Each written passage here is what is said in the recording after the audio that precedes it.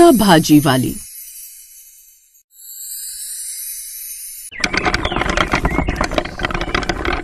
किसी shopping mall के बाहर एक बुजुर्ग इंसान पाव भाजी बेचता था। दिन भर उसके पास बड़ी मुश्किल से 10-15 लोग ही पाव भाजी खाने आते थे। शाम को बहुत सारी पाव भाजी बच गई, जिसे लेकर वो अपने घर चला गया और अपने हाथों से अपनी बेटी ललिता को खिलाने लगा। बेटी ये लो, आज भी पाव भाजी बच गया, मेरे हाथों से खा लो। पापा, आजकल तो पिज्जा का जमाना है, मैं ये पाव भाजी खा खा कर बोर हो गई हूँ। बेटा, बाहर ग्राहक भी पाव भाजी नहीं खाते, तू भी नहीं खाएगी तो कैसे चलेगा। तभी वहाँ पर उसकी बूढ़ी माँ पानी लेकर आ गई। खा लो बेटी, तुम्हारे पापा कितने प्यार से खिला रहे हैं। तुम्हें पता है ना तुम्हारे पापा कितनी मेहनत करते हैं ताकि तुम्हारी शादी कर सके। नहीं, मुझे नहीं खाना, आप लोग खा लो। इतना बोलकर ललिता अपने कमरे में जाकर सो गई। अगली सुबह ललिता अपने पापा को जगाने लगी क्योंकि 8 बज चुके थे। पापा, पापा उठ जाओ, सुबह के 8 बज गए। इतनी देर तक तो आप कभी नहीं सोते। आज पाव भाजी बेचने नहीं जाना क्या पापा? पापा उठो। माँ देखो, पापा उठ नहीं रहे, देखो क्या हो गया पापा को। जब उसकी माँ उसके पास आई तो देखा उसके पापा ये दुनिया छोड़कर जा चुके थे। दोनों ने मिलकर उनका अंतिम संस्कार किया। अब उस घर में सन्नाटा पसर चुका था। ललिता खुद को कोस रही थी। मैं कितनी बुरी हूँ माँ, काश कल रात में पापा के हाथों से आखिरी बार पाव भाजी खा लेती। बेटी, अब पछताने से क्या होगा, अब तो हमें ये सोचना है कि हमारी जिंदगी कैसे कटेगी। मैं दूसरों के घर जाकर बर्तन मांजूंगी। नहीं माँ, जवान बेटी के होते हुए आपको दूसरों के घरों में बर्तन मांजने की जरूरत नहीं है। पापा की जगह मैं पाव भाजी बेचूंगी। उसी दिन से ललिता उसी फुटपाथ पर ठेला लगाकर पाव भाजी बेचने लगी। फिर एक रोज, आज इस शॉपिंग मॉल के अंदर जाकर देखती हूँ। शॉपिंग मॉल के अंदर पहुंची तो वहां पर बहुत बड़े बड़े लोग थे। घूमते घूमते वो पिज्जा स्टॉल के पास पहुंच गई, जहां पर बहुत ही खूबसूरत खूबसूरत लड़कियां पिज्जा बेच रही थी। तभी उनमें से एक लड़की ममता बोली, तुम तो वही हो ना जो हमारे मॉल के बाहर पाव भाजी बेचती हो? तुम्हारी औकात कैसे हो गई हमारे पिज्जा स्टॉल के सामने आने की? मैं तो खुद अपनी दुकान चलाती हूँ, तुम लोग तो यहाँ नौकरी करती हो। अरे जितना तू कमाती है ना, उससे 3 गुना ज्यादा हमारे यहाँ पर सैलरी है, चल भाग यहाँ से। ललिता अपनी आंखों में आंसू लिए घर वापस आ गई। दोनों माँ बेटी पाव भाजी खाकर सो गई।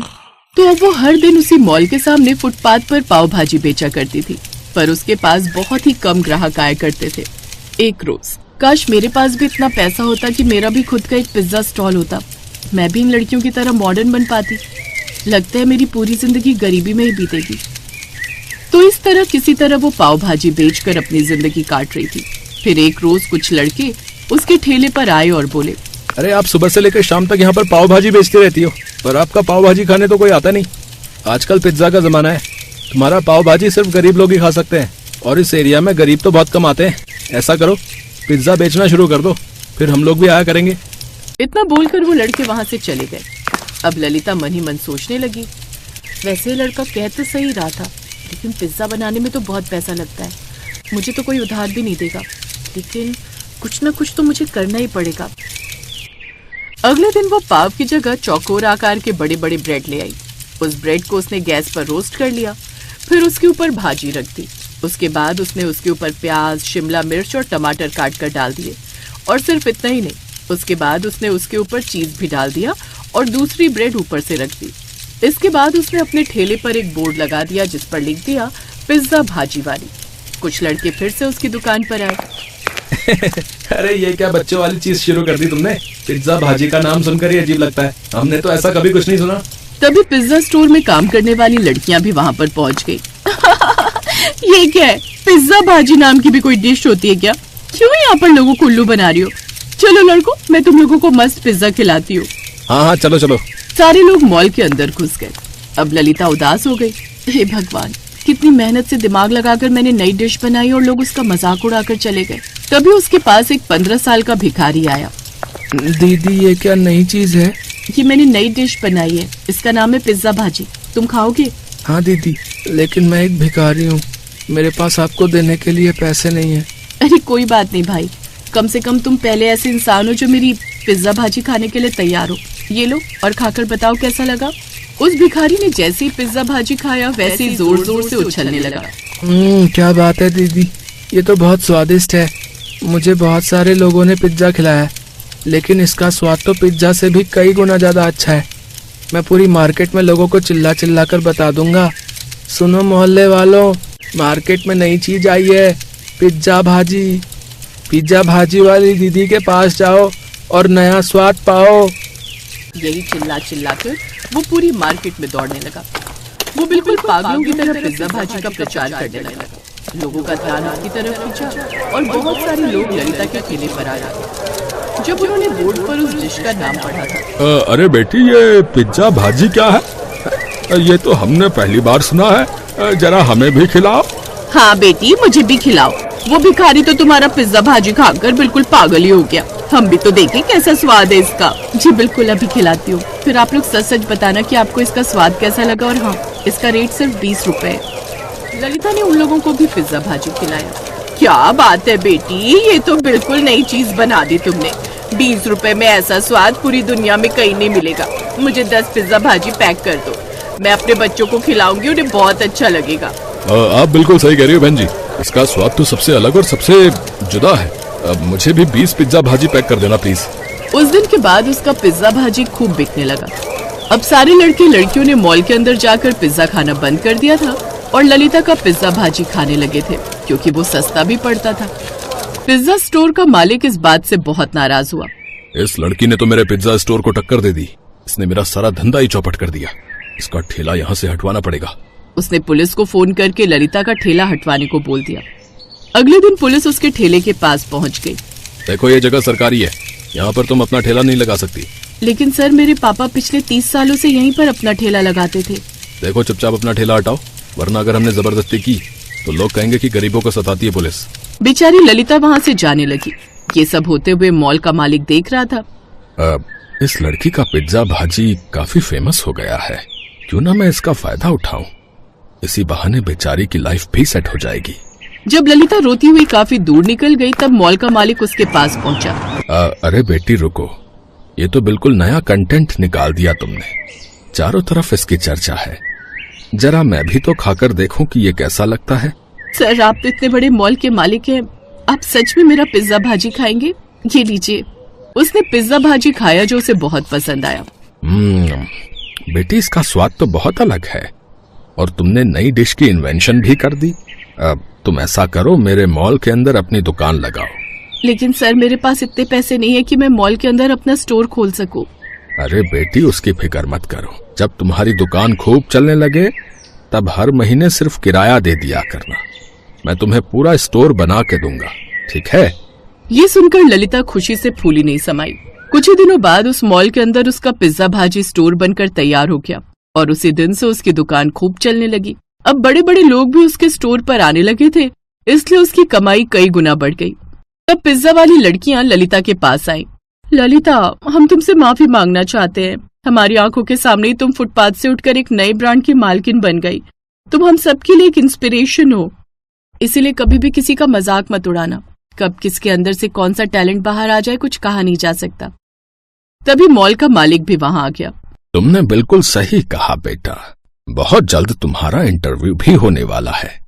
तुम्हारी जर्नी के बारे में हर कोई जानना जो चाहता है। तो इस तरह ललिता एक नए एंटरप्रेन्योर के नाम से फेमस हो गई। उसने बहुत अच्छा बंगला भी बनवा लिया और खुशी खुशी अपनी माँ के साथ रहने लगी।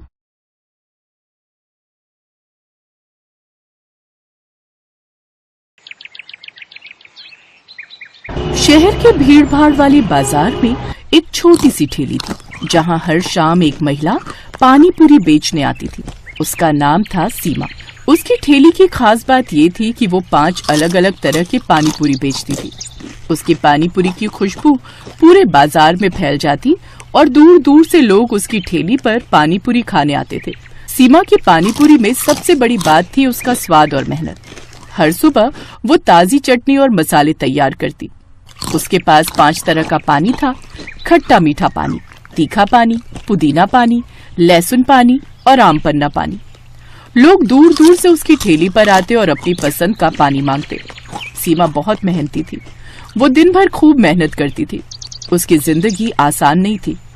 उसका पति बीमारी के कारण काम नहीं कर पाता था, इसलिए घर की और बच्चों की पूरी जिम्मेदारी अकेले सीमा ही संभालती थी। सीमा जिस जगह पर अपनी पानीपुरी का ठेला लगाती थी, उसके सामने एक बड़ी किराने की दुकान थी जिसे रमेश नाम का एक बदमाश आदमी चलाता था। रमेश सुमन से बहुत चिढ़ता था और अक्सर ही उसे किसी न किसी बहाने बुरा भला बोलता रहता था। इसका सबसे बड़ा कारण था सुमन की ठेली पर ग्राहकों की भीड़ लगना। ओ सुमन, मैंने तुझे कितनी बार बोला कि मेरी दुकान के पास से अपने ग्राहकों के साइकिल स्कूटर खड़े मत होने दिया कर। किसी दिन तेरी शिकायत पुलिस को कर दी तो तू ठेली लगाने लायक नहीं रह जाएगी। भैया जी, वो सफेद स्कूटी आपकी है, जरा हटा लो। ये दुकानदार ऐसे ही है, बेकार में बात बढ़ा देगा। अरे भाई, इतना भड़क क्यों रहे हो? 2 मिनट खड़ी तो की है, ये बड़ी अच्छी बात हुई। पानी पूरी तुम उसके ठेले पर खाओ और अपनी स्कूटी यहाँ मेरी दुकान के आगे रखो। हाँ, अरे हटाओ अपनी स्कूटी भाई, यहाँ से मुझे दुकान में जाने का रास्ता बनाना है। रमेश को अक्सर ऐसी ही सीमा से जलन होती थी, क्योंकि उसकी दुकान पर जितनी भीड़ नहीं जुटती थी, उससे ज्यादा लोग सीमा की ठेली पर 5 तरह की पानी पूरी खाने के लिए जमा रहते थे। रमेश की साली कविता गांव से शहर आई हुई थी। कविता की आदत थी कि जहां भी फायदा नजर आए वो तुरंत उसमें कूद पड़ती। एक दिन वो अपनी बहन के साथ घूमते हुए रमेश की दुकान पर आई। क्या बात है जीजा जी, इतना गुस्साए हुए क्यों हो? अरे कविता, सुधा, तुम दोनों आज दुकान पर? कुछ नहीं, बस ऐसे ही। सुधा का मन हो रहा था बाजार घूमने का, तो बस सोचा दुकान पर भी आ जाए। चलो ना दीदी, वो सामने ठेले से पानी पूरी खाते। उस ठेले पर 5 तरह की पानी पूरी है। कोई जरूरत नहीं है उसके ठेले से कुछ खाने की, सामने दुकान से समोसे ला देता हूँ, वो खा लो। पर आप उस ठेले से पानी पूरी क्यों नहीं खाने दे रहे जीजा जी? आखिर ऐसी क्या बात है? क्या उसके पानी पूरी खराब होते हैं? नहीं, बस ऐसे। मुझे उसके ठेले पर बढ़ती हुई भीड़ पसंद नहीं है। उसके ठेले की वजह से मेरी दुकान के बाहर भी जगह नहीं बचती। इसी वजह से मैं उससे बात करना पसंद नहीं करता। बेकार से पानी पूरी खिलाकर इतने पैसे कमा रही है ये। वैसे जीजा जी, ये पानी पूरी का धंधा बढ़िया बहुत है।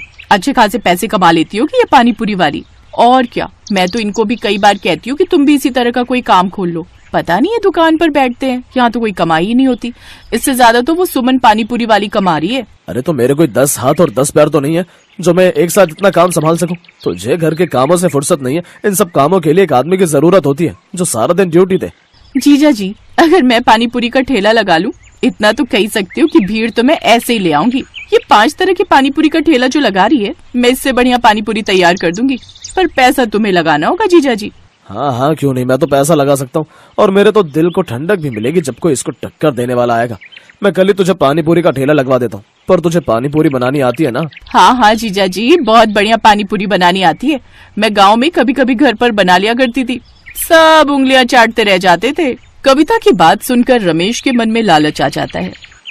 उसके मन में तो वैसे भी सुमन के लिए ईर्ष्या थी। अब कविता का साथ मिलने से उसके मन में योजना भी आ गई। अगले 2 से 3 दिन में रमेश ने कविता को दुकान के बिल्कुल बराबर में 5 तरह की पानी पूरी का ठेला तैयार करके लगवा दिया। ठेला देखने में बहुत सुंदर था, शीशे वगैरह लगे हुए थे।